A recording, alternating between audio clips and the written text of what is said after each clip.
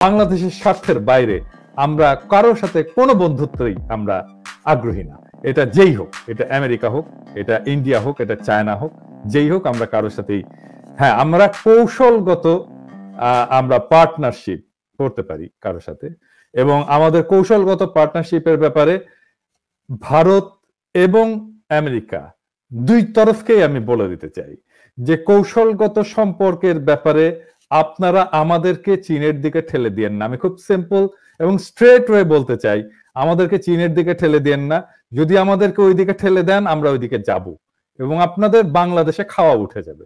হ্যাঁ, ভারতেরও খাওয়া উঠে যাবে, আমেরিকারও খাওয়া উঠে যাবে। এটা আমরা করতে পারবো, এবং এটা যে আমরা করতে পারি সেটা প্রমাণ আমরা রাখছি জুলাই আগস্ট বিপ্লবে। আমরা দরকার হলে আর একটা বিপ্লব করব। আমাদেরকে আমাদের মতো করে থাকতে দেন, আমাদেরকে আমাদের আত্মমর্যাদা নিয়ে থাকতে দেন, আমাদেরকে আমাদের স্বাধীনতা সার্বভৌমত্ব রক্ষা করতে দিয়ে থাকতে চান। আমরা কোনোভাবেই ভারতের আজ্ঞাবহ এবং ভারতের দাদাগিরি আমরা সহ্য করব না। এটা আজকে শুধু না, আজকে 50 বছর পরেও আমরা কোনোদিন করব না। হাসিনাকে পরাভূত করা গেছে, হাসিনার মতো একটা বিকট ফ্যাসিস্টকে পরাভূত করা গেছে, আর এই সমস্ত টুকরা টাকরি ইন্ডিয়ান দালাল, এগুলো তো মামুলি হামজর, এগুলো কিছুই না। হ্যাঁ, এগুলোকে পরাজিত করার যখন আহ্বান আমরা জানাবো এবং এদের বিরুদ্ধে যখন আমরা যুদ্ধ শুরু করব, এরা উড়ে যাবে, ধূলিকণার মতো উড়ে যাবে।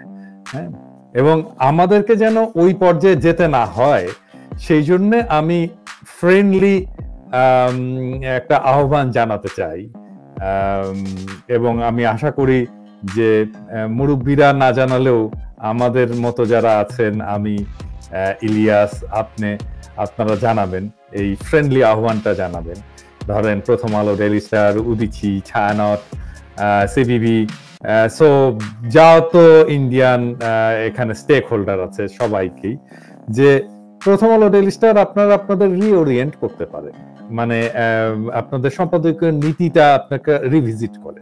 আপনি যদি মনে করেন যে সত্যিকার অর্থেই আপনি ইন্ডিয়ান পারপাস সার্ভ করবেন এবং ওয়েস্টের পারপাস সার্ভ করবেন, বাংলাদেশের পারপাস সার্ভ না করে, তাহলে জনতার শত্রু হিসেবে চিহ্নিত হয়ে জনতার রোষানলে পড়ার সেই ঝুঁকিটা আপনি নেবেন কিনা সেটা আপনি ভেবে দেখেন।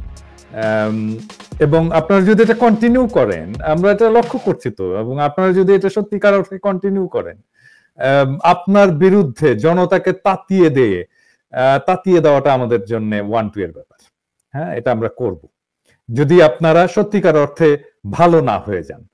হ্যাঁ, আপনি যদি জনতার পক্ষে আসেন, তাহলে তো আপনার পত্রিকার সার্কুলেশন বাড়বে রে ভাই, আপনার পত্রিকা বেশি পড়বে মানুষজন।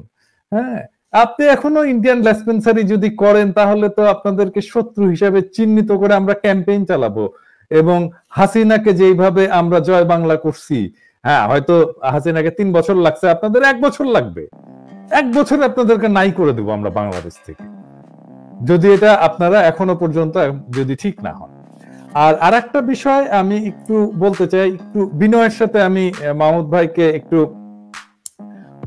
বাংলাদেশের পররাষ্ট্র নীতি নিয়ে, মাহমুদ ভাই যেটা বললেন যে সবার সাথে বন্ধুত্ব, কারোর সাথে শত্রুতা না, এটা তো মাহমুদ ভাই আসলে এটা বলি নাই আমি।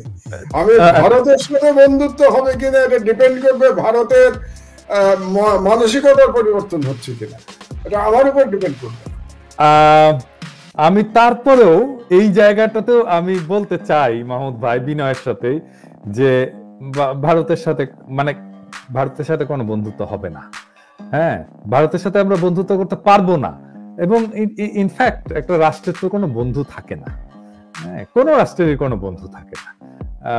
বন্ধুত্ব একটা, যদি আমি ডিপ্লোম্যাটিক টার্মে বলি, এটা আসলে সোনার পাথর বাটি, এটা হয় না। আমরা সব সময় আমাদের স্বার্থই দেখবো, ইন্ডিয়াও ইন্ডিয়ার স্বার্থই দেখবে, এটাই ন্যাচারাল। তো আমাদের পররাষ্ট্র নীতি যেটা হওয়া উচিত, সেটা প্রথমত বাংলাদেশের স্বার্থ, দ্বিতীয়ত বাংলাদেশের স্বার্থ, তৃতীয়ত বাংলাদেশের স্বার্থ, চতুর্থত বাংলাদেশের স্বার্থ, পঞ্চমত বাংলাদেশের স্বার্থ, এবং শেষ পর্যন্ত এটা বাংলাদেশের স্বার্থ। বাংলাদেশের স্বার্থের বাইরে আমরা কারোর সাথে কোনো বন্ধুত্বই আমরা আগ্রহী না। এটা যেই হোক, এটা আমেরিকা হোক, এটা ইন্ডিয়া হোক, এটা চায়না হোক, যেই হোক, আমরা কারোর সাথেই, হ্যাঁ আমরা কৌশলগত আমরা পার্টনারশিপ করতে পারি কারোর সাথে, এবং আমাদের কৌশলগত পার্টনারশিপের ব্যাপারে ভারত এবং আমেরিকা দুই তরফকেই আমি বলে দিতে চাই যে কৌশলগত সম্পর্কের ব্যাপারে আপনারা আমাদেরকে চীনের দিকে ঠেলে দিয়েন না। আমি খুব সিম্পল এবং স্ট্রেট ওয়ে বলতে চাই, আমাদেরকে চীনের দিকে ঠেলে দিয়েন না। যদি আমাদেরকে ওই দিকে ঠেলে দেন, আমরা ওই দিকে যাব, এবং আপনাদের বাংলাদেশে খাওয়া উঠে যাবে, হ্যাঁ ভারতেরও খাওয়া উঠে যাবে, আমেরিকারও খাওয়া উঠে যাবে। এটা আমরা করতে পারবো, এবং এটা যে আমরা করতে পারি সেটা প্রমাণ আমরা রাখছি জুলাই আগস্ট বিপ্লবে। আমরা দরকার হলে আর একটা বিপ্লব করব। আমাদেরকে আমাদের মতো করে থাকতে দেন, আমাদেরকে আমাদের আত্মমর্যাদা নিয়ে থাকতে দেন, আমাদেরকে আমাদের স্বাধীনতা সার্বভৌমত্ব রক্ষা করতে দিয়ে থাকতে চান। আমরা কোনোভাবেই ভারতের আজ্ঞাবহ এবং ভারতের দাদাগিরি আমরা সহ্য করব না। এটা আজকে শুধু না, আজ থেকে 50 বছর পরেও আমরা কোনোদিন করব না। পিনাকি ভট্টাচার্য বাংলাদেশি ব্লগার, লেখক ও মানবাধিকার কর্মী। পিনাকি ভট্টাচার্য জন্ম 15 ডিসেম্বর 1967, ফ্রান্সে বসবাসরত একজন বাংলাদেশি শরণার্থী, অনলাইন অ্যাক্টিভিস্ট এবং লেখক ও চিকিৎসক। তিনি 2018 সালে নিরাপদ সড়ক চাই আন্দোলনের সময় আত্মগোপনে থেকে আলোচিত ছিলেন। এছাড়াও তিনি আওয়ামী লীগ সরকারের কট্টর সমালোচনাকারী হিসেবে বিখ্যাত। বাংলাদেশের রাজনীতির ইতিহাস, মুক্তিযুদ্ধ এবং অন্যান্য বিষয়ের উপর তার 18টি গ্রন্থ রয়েছে। পিনাকি ভট্টাচার্য জন্ম 15 ডিসেম্বর 1967, বয়স 56। বগুড়া, পূর্ব পাকিস্তান জাতীয়তা, বাংলাদেশি শিক্ষা, রাজশাহী মেডিকেল কলেজ, রাজশাহী, বাংলাদেশ। পেশা ব্লগার, অনলাইন অ্যাক্টিভিস্ট এবং চিকিৎসক।